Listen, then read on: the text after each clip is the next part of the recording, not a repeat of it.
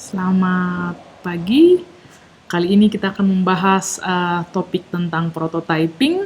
Ada beberapa hal yang akan kita bahas. Yang pertama itu adalah definisi prototyping, yang kedua paper prototyping, dan yang terakhir adalah computer prototyping. Saya akan memulai materi ini dengan analogi terkait dengan arsitektur dan bagaimana sebuah bangunan dirancang gitu. Jadi mungkin Anda pernah melihat gambar ini.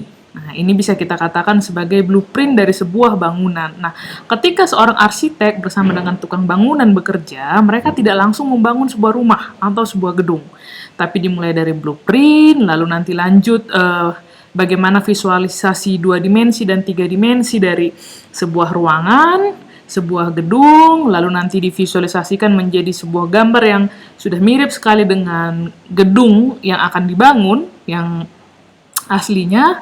Baru mereka akan bekerja dari gambar ini, mereka akan bekerja untuk membangun gedung yang sebenarnya gitu. Jadi ini aspek sangat mirip dengan konsep yang kita bahas tentang prototyping. Nah, jadi sebagai pengantar ada istilah-istilah yang mungkin nanti akan sering disebutkan. Jadi supaya tidak membingungkan, saya jelaskan dulu.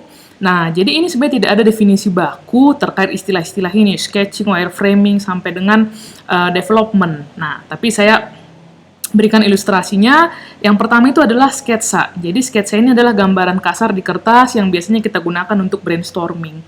Nah, lalu yang kedua adalah wireframe. Nah, kalau wireframe ini dia sudah mempunyai kerangka bagaimana sebuah desain itu, dan juga sudah ada blok-blok, kotak-kotak, tetapi dia belum menggambarkan seperti apa bentuk aslinya. Nah, yang ketiga itu kita sudah mulai memasukkan detail. Nah, masukkan detail ini seperti misalnya ada gambar, ada warna, dan lain-lain gitu. Nah, lalu yang berikutnya kita sudah masuk ke prototype. Nah, prototype ini adalah kelanjutan dari mockup tadi. Prototype ini sudah menyerupai aslinya, bahkan datanya pun sudah data yang real. Nah, setelah masuk ke prototype ini, baru ada yang disebut dengan fase development, di mana kita sudah membangun sistem atau aplikasi yang aslinya. Nah, ini saya tunjukkan di sini perbandingannya, bagaimana wireframe dan mockup itu dibedakan. Nah, kalau wireframe itu sudah ada struktur, kelihatan fungsi dan kontennya, tapi masih sangat minim dan kasar gitu. Nah, dilanjutkan dengan mockup, sudah ada stylenya, main di warna, kontennya sudah konten yang benar. Lalu lanjut, ini bisa kita lihat perbandingannya bagaimana sebuah sketsa dibuat masuk ke prototype di ujung itu, begitu. Baru nanti yang aslinya dibuatkan, begitu kira-kira. Jadi nanti semoga istilah ini tidak lagi membingungkan ketika kita bahas. Nah, terkait dengan prototype ini, ketika melihat gambar ini, perbandingan antara waktu yang dipakai untuk membangun sebuah prototype dengan fidelity-nya, bisa kita lihat bahwa ketika kita membangun sebuah sketsa, itu secara waktu dia cepat, tapi fidelity-nya rendah. Nah, kalau sampai ke wireframe, mockup itu semakin meningkat ke prototype, kita membutuhkan waktu yang lebih lama, tapi fidelity-nya lebih high, lebih mendekati asli. Begitu kira-kira perbandingannya. Jadi nanti masing-masing tidak ada yang lebih benar dan lebih baik, tapi kita lihat peruntukannya kapan ini digunakan, begitu. Nah, jadi pertanyaannya, kenapa sih kita harus berbicara soal prototype gitu ya? Nah, karena prototype ini lebih cepat dibangun daripada implementasi yang sudah jadi. Jadi dengan cepat dibangun, kita mengevaluasinya juga lebih cepat, mengujinya lebih cepat, feedbacknya lebih cepat kita dapat.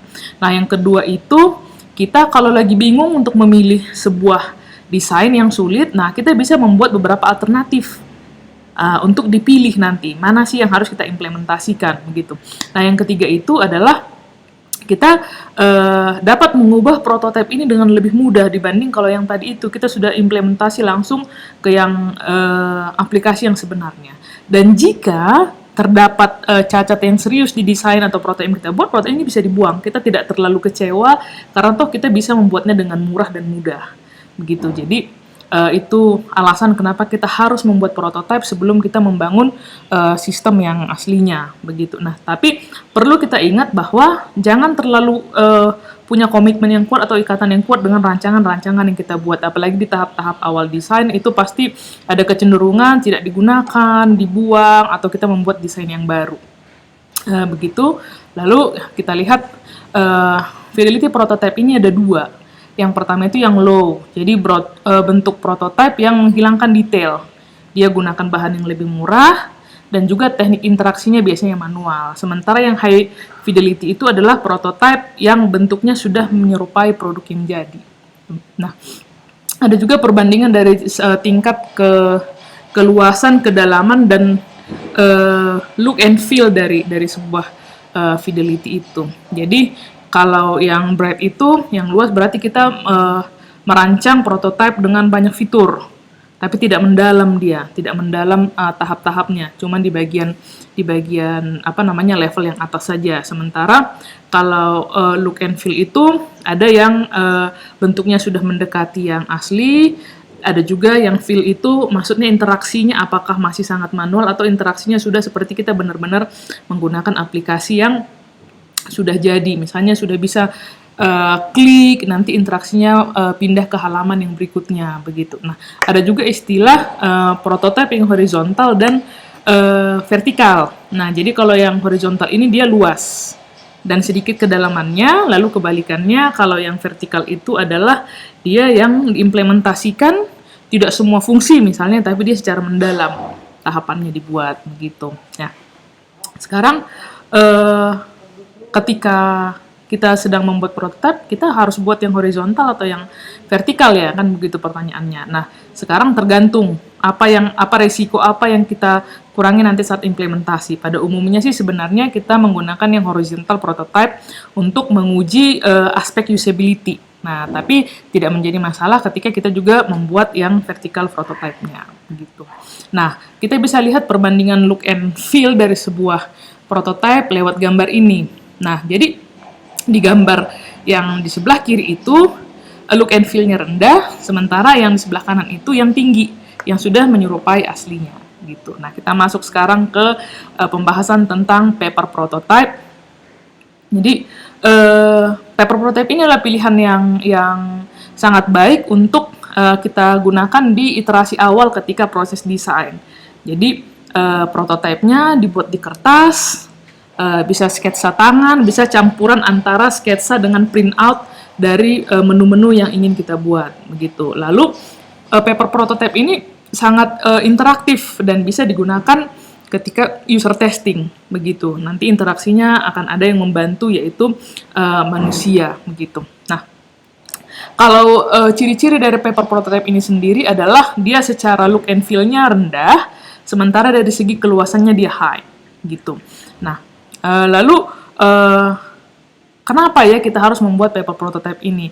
Nah, dibandingkan dengan nanti yang komputer akan kita bahas selanjutnya itu, membuat sketsa dengan tangan itu lebih cepat di kertas, gitu. Nah, jadi kita bisa gambar sebanyak apapun sketsa. Bahkan mungkin dalam waktu 30 menit kita bisa bikin variasi berapa banyak sketsa, begitu, hanya dengan menggunakan tangan dan kertas. Lalu yang kedua, ketika kita menggunakan kertas itu, kita akan mudah mengubah-ubah, gitu. Soal kecepatannya tadi sudah cepat, juga mudah kita ubah. Nah, yang berikutnya itu, ketika kita membuat prototype di sketsa atau di kertas, kita akan eliminasi soal detailnya. Jadi kita membuat banyak opsi, gitu ya, bukan merancang sesuatu yang sangat-sangat detail, begitu. Karena memang prioritas di awal itu kita punya banyak variasi untuk dipilih, begitu. Nah, yang terakhir, ketika kita membuat paper prototype itu, kita nggak perlu keahlian khusus. Misalnya harus sampai ngoding dan lain-lain, itu nggak perlu.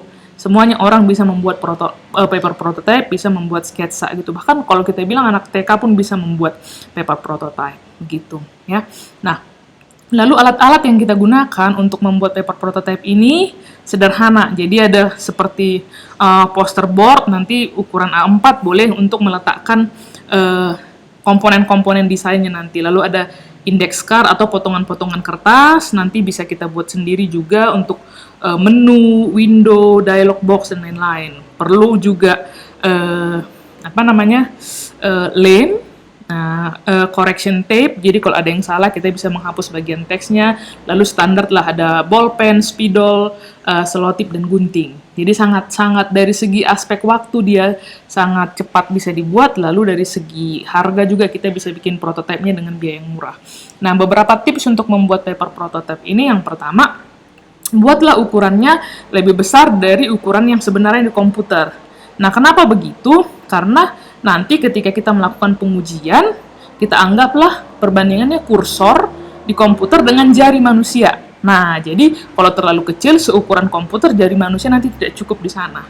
Begitu, jadi skalanya diperbesar. Nah, lalu yang kedua, kita akan melihat paper prototype ini tidak dari jarak dekat, tapi harus bisa dilihat dari jarak jauh, sehingga memang ukurannya harus lebih besar. Nah, lalu buatlah warnanya monokrom atau hitam putih lah ya, grayscale gitu. Kenapa? Supaya kita tidak terdistraksi dengan efek-efek visual di gambar ini, sehingga fokus ke aspek-aspek yang terkait dengan usability-nya gitu. Nah, lalu feedback itu kita usahakan tidak menggunakan teks, tapi lebih bagus secara bisa didengar begitu. Jadi instruksi yang bisa didengar itu lebih gampang nanti untuk ditangkap oleh manusia yang menggunakan. Lalu yang terakhir itu adalah organize lah komponen-komponen, ada menu, ada dialog box, ada button dan lain-lain, itu diorganize di map. Jadi nanti ketika Anda menukar-nukar komponennya itu gampang dan tidak harus dicari-cari, bisa cepat kita gunakan begitu. Nah, lalu ada juga pertanyaan, apakah paper prototype itu harus digambar pakai tangan? Atau apakah sketsanya harus pakai tangan begitu? Nah, jadi kita bisa lihat di sini ini ada satu prototype, dia benar-benar screen itu, window dari sebuah aplikasi itu di print gitu. Oke lah, memang secara tampilannya dia benar-benar realistis gitu, tapi secara ukurannya dia menjadi sangat kecil sekali gitu. Nah, lalu ada lagi yang berikutnya, ini adalah gabungan dari hybrid ya, kita sebutnya screenshot dengan gambar-gambar di kertas gitu. Jadi penggabungan ini cukup baik sebenarnya. Lalu kita bisa melihat ada hal-hal yang konkret sebenarnya dari tampilan yang sebenarnya akan kita buat gitu. Nah, sisanya bisa kita buat dengan sketsa di tangan, pakai tangan gitu. Nah, cuman sarannya adalah ketika kita menulis itu buatlah dia lebih ini tadi yang contoh potongan-potongan komponennya yang digambar pakai tangan. Nah, kita buatlah dia lebih tebal gitu, sehingga nanti prototipenya lebih mudah dibaca begitu. Lalu gunakanlah lem untuk menempel potongan-potongan yang tadi itu yang kita gunakan pakai index card, menu, message dan lain-lain. Gunakan lem supaya dia tidak lepas. Nah, ketika ada perlu input atau interaksi di sana yang harus menuliskan misalnya, nah kita bisa menggunakan plastik.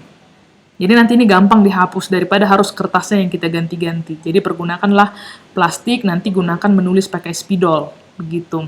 Nah, sehingga nanti ketika menggunakan kertas-kertas, lem dan index card ini memang dia jauh lebih murah dan lebih gampang gitu. Tapi jangan lupa yang tadi ukurannya harus lebih besar dari seharusnya ukuran layar komputer. Nah, tetapi sebenarnya prototipe itu tidak melulu harus menggunakan kertas. Ada untuk produk-produk yang seperti kita lihat di screen ini tidak harus menggunakan paper, bisa blok kayu dan lain-lain. Yang penting dia bisa merepresentasikan produk yang nanti akan kita bangun begitu.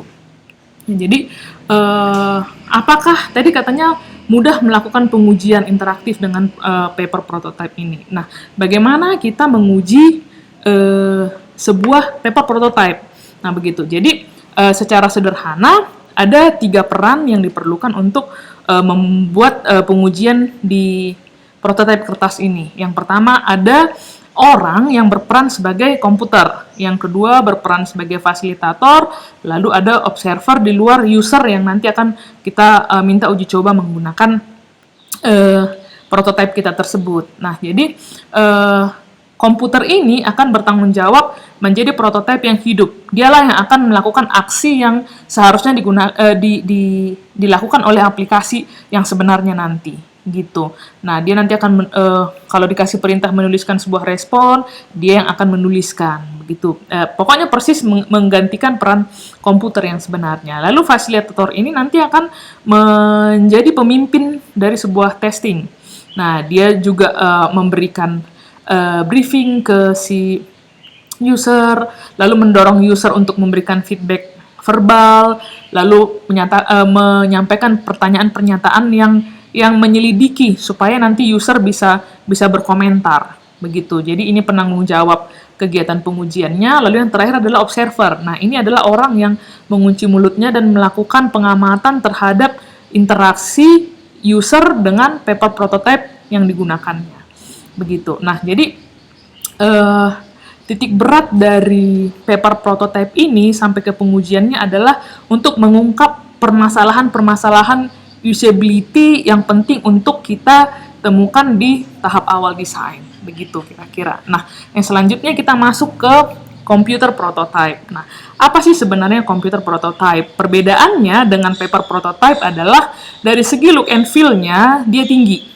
tapi dari segi kedalamannya dia rendah, gitu. Jadi ini lebih ke arah komputer prototype ini bukan ke fungsionalnya sebenarnya, tapi secara interface-nya kita tunjukkan nanti seperti apa. Jadi tidak ada back-end-nya, begitu. Nah, contoh-contoh teknik untuk membuat komputer prototype itu ada yang disebut dengan storyboard, ada form builder, sama yang terakhir itu adalah Wizard of Oz. Nah, kalau storyboard itu adalah komputer prototype yang titik beratnya adalah pada grafik-grafik atau gambar-gambar di layar komputer, gitu. Nah, jadi ada muncul bisa animasi yang dinamis atau mouse over, drag and drop, gitu. Nah, jadi ada tahapan-tahapan yang kita ikutin di storyboard yang ini.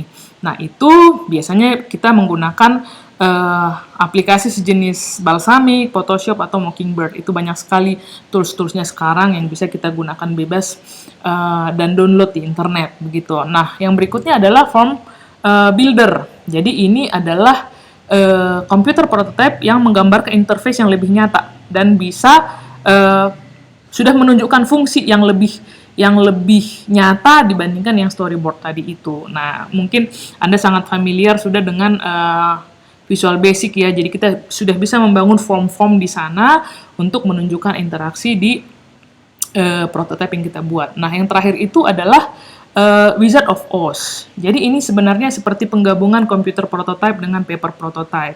Nah, jadi ketika kita mempunyai sebuah interface, user interface, ada orang yang bertugas untuk menunjukkan interaksinya. Begitu, berbeda dengan storyboard dan form builder tadi itu. Jadi orang yang melakukan interaksinya, tetapi sudah ada interface-nya, begitu. Nah, jadi untuk mensimulasikan itu ada manusia yang bergerak, gitu. Nah, jadi bisa kita ibaratkan sebenarnya interface atau sistem komputer sebagai front end-nya, lalu nanti manusia menjadi back end-nya, begitu. Kira-kira perbandingan dari paper prototype dan computer prototype. Tidak ada yang lebih baik atau lebih buruk, tapi computer prototype itu bisa menggambarkan bentuk yang lebih real dari aplikasi yang akan dibangun. Sementara paper prototype sangat penting untuk iterasi awal sebuah desain, karena kita bisa bangun cepat, kita bisa evaluasi cepat. Jadi masalah-masalah desain itu sudah kita temukan dari awal. Nanti jika diperlukan, baru kita berpindah ke pembuatan komputer prototype. Begitu kira-kira. Jadi demikian materi tentang prototyping hari ini. Semoga bermanfaat. Terima kasih.